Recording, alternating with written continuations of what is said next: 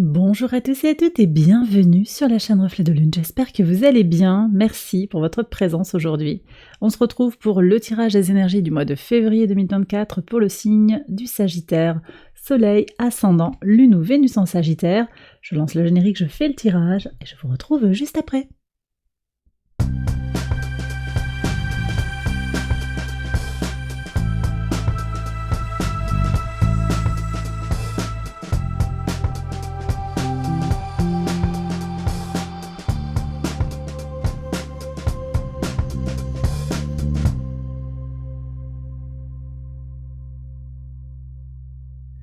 Alors on y va les Sagittaires pour les interprétations. Votre arcane majeur du mois, c'est la carte du jugement. Cette carte, elle nous parle de transformation. On en a déjà parlé longuement, transformation par le biais de la volonté, ça renvoie au transit de Pluton, qui représente symboliquement cette carte du jugement. Donc transformation par le biais de la volonté, liée au transit de Pluton et du Soleil conjoint, dans le signe du Verseau, ça c'était donc fin janvier. Cette carte également du jugement, elle nous parle de transformation positive, de prise de conscience. Vous êtes en train de préparer des transformations du printemps quand Jupiter et Uranus seront conjoints en Taureau. On nous parle également de fluidité et d'activation de votre désir de changement. Vous allez être amené sur ce mois de février à aller vers votre vérité et votre liberté. Ça peut être sur le plan énergétique, sur le plan relationnel, dans le travail, sur l'accès à l'abondance également et sur le plan spirituel. On va voir le message de l'oracle pour vous. Alors j'ai deux cartes qui sont venues, il y a quelque chose à relâcher et vous êtes en sécurité. Alors peut-être relâcher un besoin de sécurité, non, peut-être sortir de sa zone de confort aussi pour explorer de nouvelles contrées, peut-être également être sûr que vous êtes effectivement en sécurité là où vous êtes, comme vous êtes à l'abri, on me dit, et il vous faut relâcher peut-être une peur de manquer, je vais mettre ça comme ça. Et j'ai l'ego, alors l'ego qui avait sauté et qui est revenu, il y a la couleur blanche aussi qui est sortie, je les ai pas prises et vous voyez il est revenu l'ego. Donc il y a aussi des questions d'ego. Vous prenez si ça vous parle, c'est pas un gros mot mais ça nous parle du travail de l'ombre, reconnaître ce qui est motivé chez vous par votre moi supérieur et ce qui est motivé par votre ego. Il y a quelque chose effectivement de toute façon à libérer. Bon, il faut voir sur chaque situation, mais peut-être qu'on est sur des questions sentimentales, professionnelles où il y a vraiment on n'a pas mis l'ego de côté et c'est ça qui vous joue des tours. À voir. On va regarder maintenant les messages maison par maison. Je retourne tout, message du tarot, je retourne tout et je vous fais une interprétation synthétique. Sur la maison 1, vous avez l'impératrice, ça c'est vraiment super. Sur la maison 2, les ressources, vous avez le 2 de bâton, ok, le 9 de denier en maison 3, la grande prêtresse en maison 4, le 6 de bâton en maison 5, on aime beaucoup, très très bien. Maison 6, la force, ouais, vous avez un beau tirage. Hein. Maison 7, les transformations, la mort, ok. Le 3 de coupe en maison 8, maison 9, la reine de bâton, ok. Vous voyez, il y a quelque chose. La crise, elle est peut-être effectivement sur la mission de vie, sur l'ascension sociale. Il y a peut-être quelque chose comme ça. Mais vous êtes en train d'y voir clair aussi. Je vais revenir dessus. Là, on voit qu'il y a une crise sur le plan mental, sur le plan des idées. Donc dans la maison 10, qui parle du secteur socio-professionnel globalement. Sur la maison 11, roi d'épée. Et sur la maison 12, le roi de denier. Ok. Bon, alors moi j'ai le sentiment qu'il y a quelque chose à construire. Après avoir déconstruit, on est sur de la reconstruction. Il y a une notion vraiment très concrète, très taureau dans l'énergie. Donc ce qui va se jouer en taureau, c'est important pour vous. Ça va se décliner sur le printemps. Jupiter, Uranus, là, il y a quelque chose à aller chercher. Il y a aussi quelque chose à aller chercher du côté de vos valeurs. Moi, je pense que sur le mois de février, il y a effectivement quelque chose qui va se réaligner sur le plan de ce en quoi vous croyez. Reine de bâton, vous faites valoir vos droits, vous écoutez vos besoins fondamentaux et vous alignez aussi ce que vous êtes fondamentalement, d'où vous venez, votre histoire, vous alignez tout ça avec vos besoins, vos projections et votre réalité, vos circonstances également. La reine de bâton, on sent que voilà, dans tout ce qui va être connecté à comment vous vous alignez effectivement par rapport à ce que vous voulez dans la vie, par rapport à votre spiritualité, votre foi en particulier, puis on parlera des autres thématiques également, mais je vois qu'il y a beaucoup de volonté, une volonté vraiment de vous réaliser. Et d'ailleurs, ça ressort aussi dans votre maison 1, d'ailleurs c'est là que j'aurais dû commencer, la maison 1, c'est votre vitalité, votre état d'esprit, c'est l'impératrice, donc que vous soyez un homme ou une femme, c'est ce désir pas de briller en fait, de vous assumer, de vous mettre sur le piédestal que vous méritez. Alors, ça fait un peu égo, hein, tout ça, mais c'est-à-dire respecter la valeur intrinsèque qui est la vôtre. C'est pas vraiment se faire mousser, avoir les chevilles qui gonflent, c'est pas ça. C'est vraiment vous donner l'amour que vous méritez. C'est reconnaître, au moins que vous, individuellement, vous reconnaissiez votre valeur intérieure. Ne pas vous critiquer intérieurement, vraiment. Reconnaître votre valeur avec sérénité aussi. Hein. L'énergie de Vénus, elle est très harmonique ici, elle est très... je la sens très positive, tournée vers la créativité, tournée vers le concret et l'harmonie intérieure. Donc ça, c'est ce que vous désirez effectivement, et c'est important pour vous. Ce mois de février, il déclenche quelque chose de majeur pour vous. Sur vos ressources, maison 2, donc le 2 de bâton, il y a une dualité. Vous ne savez peut-être pas, vous êtes en train de pondérer, de regarder un petit peu, peser le pour et le contre par rapport à un engagement qui va vous apporter des ressources ou au contraire vous en prendre. La maison 2, elle renvoie aux ressources matérielles et immatérielles, à l'argent, à votre corps, à votre psyché, le temps que vous avez à donner par exemple aux autres. Et là, vous êtes en train de revoir un petit peu la copie, de voir si vous avez été dans le juste, parce que pour certains, je pense qu'il y a, il y a de la fatigue, il y a des tracas. Mais vous êtes en quête d'idées de comment vous allez faire pour sortir peut-être d'un engagement qui a été pris, pour trouver un deuxième... il y a de la grande motivation hein, pour trouver des solutions, une deuxième source ou une source complémentaire de revenus par exemple, un moyen de vous régénérer. Vous avez très envie d'avancer. Ok. Alors ça se passe sur l'hiver où vous avez envie d'avancer sur les blocages parce que peut-être que vous évaluez aussi qu'est-ce qui bloque actuellement pour vous sur le plan des ressources. Vous êtes en train de faire votre analyse et c'est ça aussi ce travail de l'ombre, donc ça c'est très très bien, c'est-à-dire reconnaître hein, là où vous vous bloquez, là où vous tirez une balle dans le pied ou dans là où peut-être vous n'allez pas au bout des choses. On me dit que vous êtes à la croisée des chemins aussi pour certains, pour aller vers plus d'équilibre. Ok, moi on me dit aussi que votre corps vous met en alerte et c'est vrai qu'avec la force aussi on sent qu'il y a quelque chose d'important qui ressort de votre physique, de votre corporalité. On va prendre un conseil.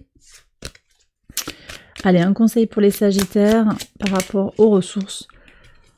Ok, on vous dit de lâcher prise. On est encore une fois avec le signe du Verseau ici. Hein. Uranus est le signe du Verseau. Libération. D'accord ? Transformation par le biais de la volonté. C'est encore ça. C'est-à-dire, faites. Faites, les choses, elles vont bouger. Si vous en avez vraiment envie, les choses, elles vont bouger. Ne tournez pas autour du pot pendant 300 ans. Osez vous lâcher et vous verrez qu'il y aura des résultats de toute façon intéressants, exceptionnels en fait. Oui. Il y a un cap à franchir. J'ai l'impression qu'il y a un cap à franchir. Je sens qu'il y a des énergies très connectées à la nouvelle lune en Verseau. Posez vos intentions sur cette nouvelle lune qui a lieu le 9 février. C'est un moment de liberté. C'est un moment qui permet de cerner ce que l'on désire fortement dans la vie. Ne vous limitez pas dans ce que vous projetez. Hein. On continue avec la maison 3, communication, échange, petits déplacements, le lien avec les voisins, l'entourage proche, les frères et sœurs. Un 9 de denier qui est très prometteur, qui parle aussi d'une certaine indépendance. Il y a quand même quelque chose de très respectueux de part et d'autre. Chacun reste un petit peu à sa place et il en ressort quelque chose de fructueux, quelque chose qui est teinté d'abondance. Donc les communications se font bien, vous allez recevoir peut-être de bonnes nouvelles. Si vous avez prévu des déplacements, vous le faites. Alors, moi on me dit que vous prenez par exemple votre véhicule, vous vous débrouillez pour pas être dépendant des autres. Vous voyez, ça peut être ça. Par rapport à un frère, une sœur, quelqu'un de proche, vous laissez l'autre se positionner, vous vous positionnez à votre tour et c'est ok comme ça. Il y a vraiment un grand respect puis surtout une grande indépendance sur les points de vue, sur les objectifs et c'est ok comme ça.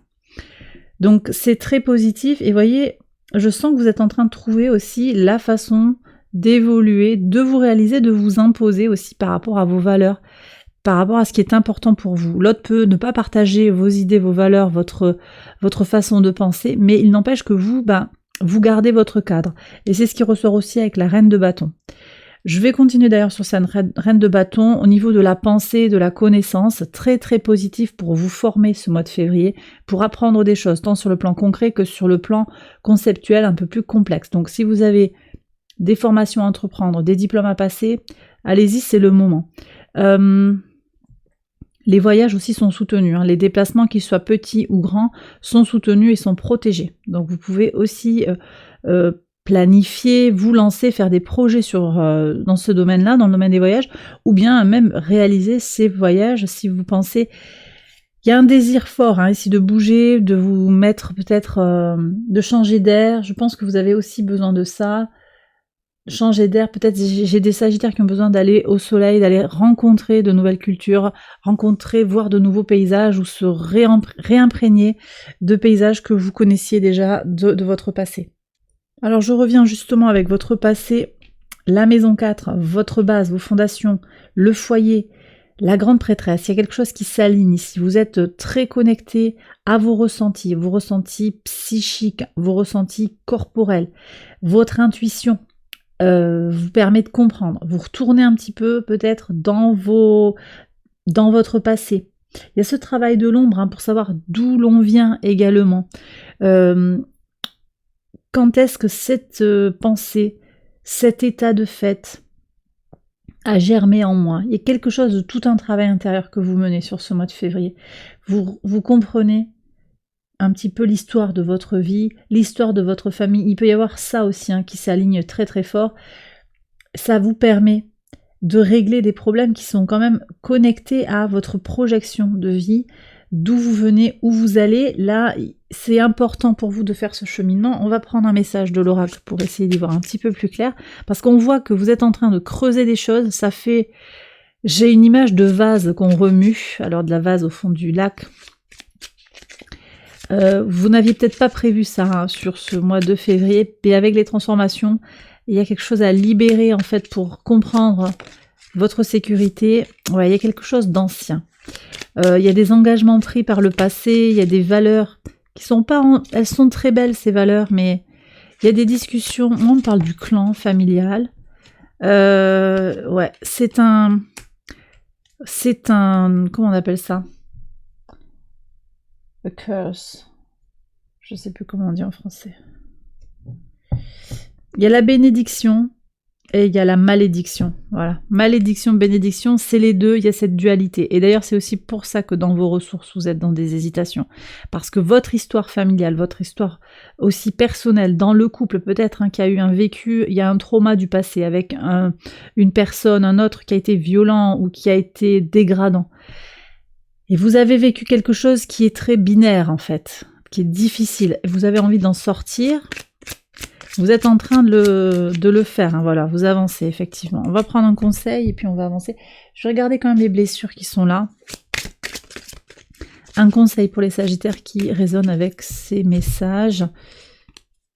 Ok, surtout prendre soin de votre vitalité. Osez sortir de votre zone de confort. Ne pas vous limiter. Osez passer à l'action. Agir concrètement pour défaire un petit peu ces difficultés, pour les dépasser. En fait, l'action manifestement permet de réparer des choses. Faut pas rester dans le mental.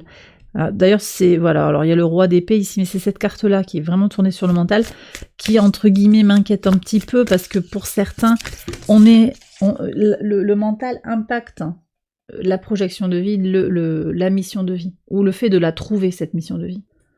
Alors, il y a une carte qui a sauté spontanément, c'est le karma personnel. Donc là, manifestement, pour certains, on est quand même sur quelque chose de très individuel, pas forcément transgénérationnel, c'est du vécu personnel qui vous impacte. Vous vous rendez compte que votre passé impacte votre présent. Ici, on peut avoir le sentiment aussi que la vie, votre vie est entremêlée en fait de causes et de conséquences. Je pense que vous avez... Alors, on va prendre un conseil, mais vous avez besoin de vous libérer quand même de cet état d'esprit parce qu'il y a une certaine fatalité, sinon à croire ou à comprendre que ben voilà, c'est votre karma, ça doit se passer comme ça. Comme si vous ne pouviez pas sortir de cette confusion, de cette crise sur la projection, sur la mission de vie. Qu'est-ce qu'on a? La boîte intérieure. Vous stockez beaucoup de choses en vous. Les expériences ne sont pas transmutées, elles ne sont pas exprimées, vous les stockez. Alors même si vous mettez ça de côté en vous disant bon ben j'avance, j'y pense pas, c'est quand même là et ça reste et ça reste plus ou moins, c'est sournois, et puis surtout quand on est en crise, on a tendance à aller chercher dans cette boîte intérieure.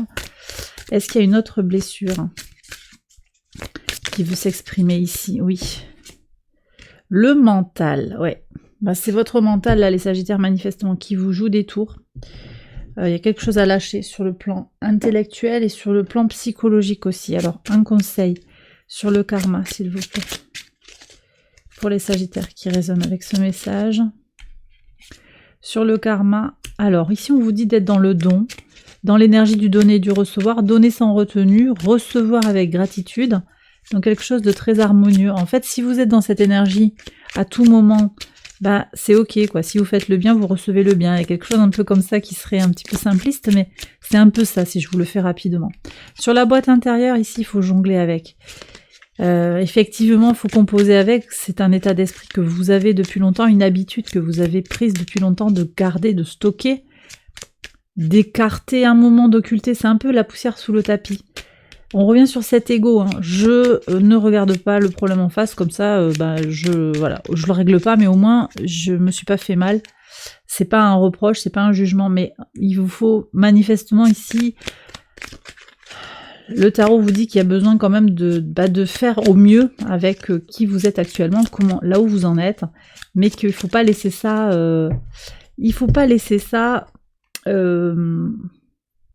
s'installer, s'encrouter, s'enraciner. Vous voyez, j'ai quelque chose comme ça qui s'enquiste. Ne pas laisser ça, faut le régler quand même. Et sur le mental, vous avez la passion. Qu'est-ce qui vous passionne? Peut-être que vous avez aussi besoin de faire une rencontre romantique qui va faire bouger votre cœur pour sortir de votre tête, en fait. D'accord? Il y a besoin de mettre quelque chose d'un peu fou dans votre vie. Là, au moins ponctuellement. Vous voyez un petit peu comment ça va venir vous parler. Alors justement, ce qui va être fou dans votre vie, ici, le 6 de bâton qui nous promet sur la maison de la créativité, de l'enfant intérieur, de l'épanouissement personnel, de la vie sentimentale, ça nous promet de belles réussites, quelque chose de très très beau, du succès. Alors, du succès en amour, du succès en créativité, des guérisons de l'enfant intérieur, des relations avec les enfants qui sont positives, un épanouissement personnel qui est au top. C'est bien, voilà, il y a de belles énergies ici, vous retrouvez les énergies lion, très très fort. Ouais. Quelque chose grandit en vous, beaucoup de force en fait, qui ressort dans votre enfant intérieur. Il y a quelque chose qui va quand même ressortir, vous allez gagner en sérénité. On avait la sécurité, vous allez vous sentir peut-être plus sécurisé. Et ça rejaillit aussi sur vos projets. Si vous êtes créateur, artiste, vous allez avoir une reconnaissance ou en tout cas des idées. Il y a beaucoup d'idées qui permettent d'avancer. J'ai pas terminé d'ailleurs sur la maison 10, je reviendrai dessus, mais c'est lié aussi à la mission de vie. Il y a peut-être quelque chose à aller puiser aussi dans votre créativité. Sur le quotidien, l'organisation, le travail, la santé, la routine, la force, vous êtes en pleine capacité de vos moyens. Vous vous motivez pour peut-être commencer une routine santé, muscu, faire attention à votre régime, perdre un peu de poids, il y a vraiment tout ça. Vous procrastinez moins ou vous procrastinez pas pour faire ce qu'il y a à faire. Il y a vraiment quelque chose qui est en train de changer et vous voyez les résultats très rapidement. Il y a un retour direct en fait de succès, de réussite qui va revenir vers vous très très vite. C'est quasi immédiat. Sur la maison 7, la vie extérieure à vous-même, les partenariats, dans le couple, c'est le mariage, c'est les relations sentimentales globalement, on est également sur les relations amicales ou professionnelles, le rapport aussi que vous pouvez entretenir avec les situations quand même aussi, c'est les autres, mais c'est aussi ce qui est à l'extérieur de moi, transformation. Donc on revient encore sur ces énergies Scorpion-Pluton, fin et recommencement, il y a des ruptures peut-être. C'est vrai qu'avec la grande prêtresse, il y a peut-être des secrets dans la famille, dans le foyer, mais moi je vois après la pluie vient le beau temps, de toute façon, sur votre vie sentimentale, si on parle de sentimental.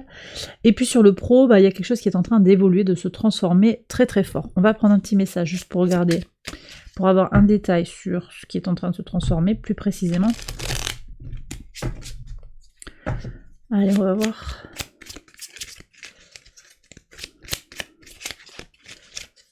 Qu'est-ce qui se transforme? Votre clairvoyance.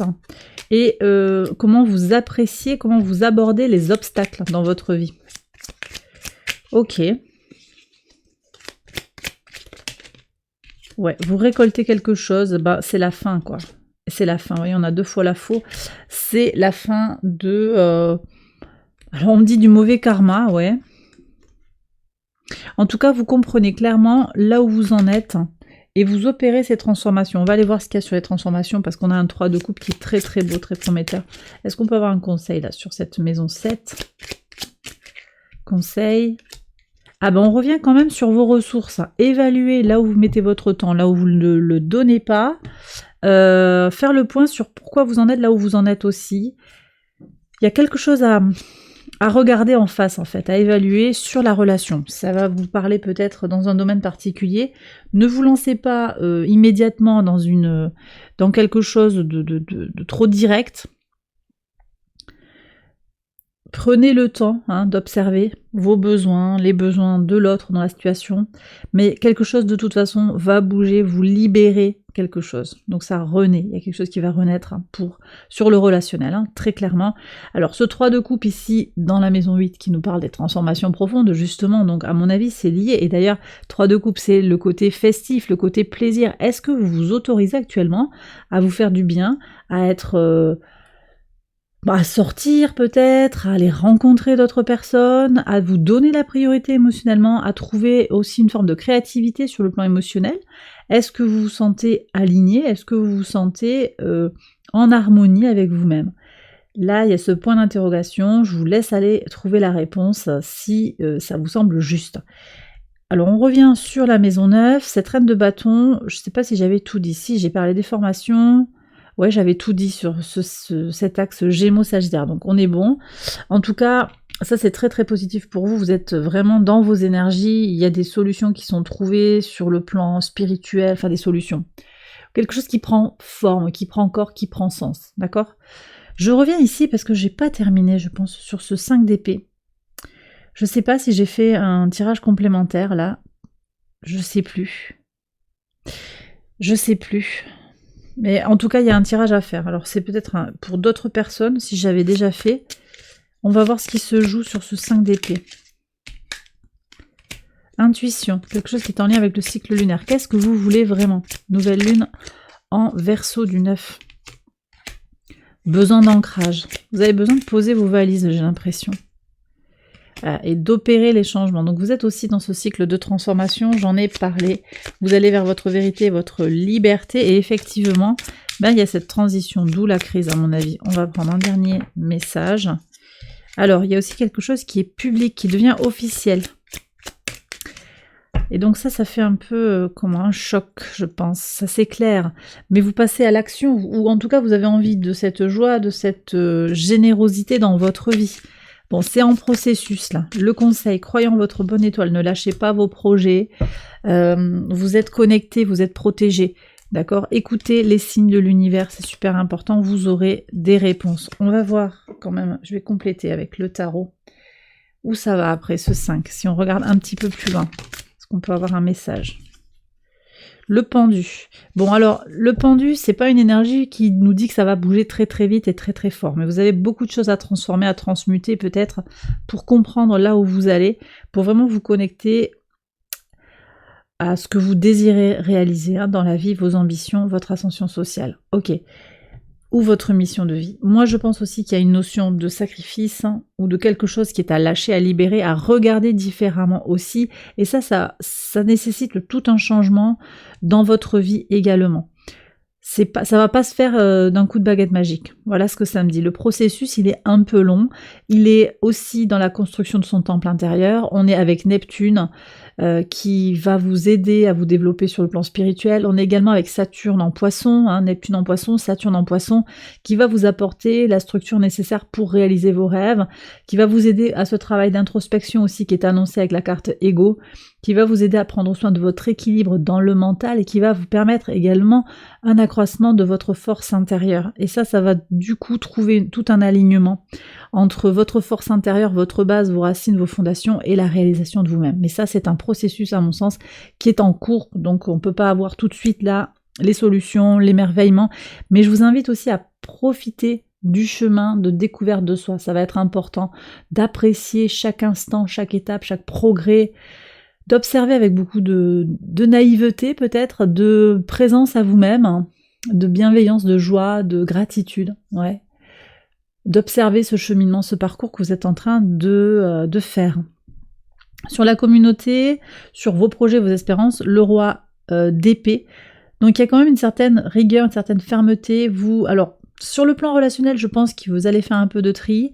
Et puis sur le plan de vos projets, quand même aussi, vous essayez d'y voir clair. Vous essayez de clarifier, voir où c'est juste pour vous d'aller.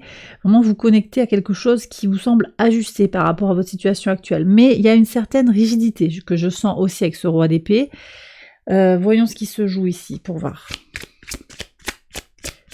Comme une certaine... comme si quelque chose était figé, celle-là veut venir. Ouais, il y a un conflit intérieur quand même. Hein. Il y a un conflit peut-être avec des proches, des déceptions et un conflit intérieur. Conflit avec l'enfant intérieur, donc je vous renvoie à ce que j'ai regardé, je ne vais pas retirer des cartes là, sur les blessures, hein, sur le cri de votre âme. Peut-être aller chercher quelque chose dans l'enfant intérieur qui est blessé. On prend un conseil pour avancer. Vous avez besoin de prendre soin de vous, hein, de vous recentrer sur vous, peut-être par le biais de méditation, une pratique spirituelle ou une pratique de bien-être. Hein. Prendre une pause émotionnelle. Ok. Et je terminerai avec la maison 12, la leçon à intégrer. Alors la leçon à intégrer ici, on nous parle du roi de Denise, c'est une énergie qui vous dit fais fructifier ce que tu as, donc récolte, apprécie, fais grandir ce qui peut grandir. Vous voyez, il y a quelque chose de très pragmatique. On est dans le mental et dans le matériel. Ça va être important pour vous d'avoir cet esprit concret pour agir concrètement sur votre vie. Agir là où vous pouvez, protéger ce que vous pouvez protéger, il y a vraiment tout ça. Et regardez les choses pour ce qu'elles sont aussi. C'est tout ce travail de l'ombre, à mon avis, qui est proposé, qui va vous faire grandir, qui va vous faire aussi récolter l'abondance dans votre vie et potentiellement aussi des ressources matérielles, de l'argent. On prend les messages de l'univers avec Angel Guide. Alors, qu'est-ce qu'on a? Vulnérabilité et liberté, élevez votre vibration. Vous êtes libre et vous êtes libre de vous montrer tel que vous êtes. D'accord? Bas les masques, vous n'avez pas besoin de jouer un rôle. Élevez votre vibration. Il y a tout un travail ici sur le plan spirituel, sur le plan intuitif. Élevez-vous, allégez-vous, je sens ça comme ça aussi. Allégez-vous pour vous connecter à des sphères supérieures pour aller vers la meilleure version de vous-même, les Sagittaires. Et bien voilà, j'ai terminé votre tirage, j'espère qu'il vous a éclairé. Si c'est le cas, je vous invite à liker la vidéo et à vous abonner si vous ne l'avez pas encore fait. Vous pouvez également aller voir les autres vidéos de cette série pour votre ascendant, votre lune ou votre Vénus. Je vais faire une extension, vous la retrouvez sur Patreon, je vous mets le lien en barre de description.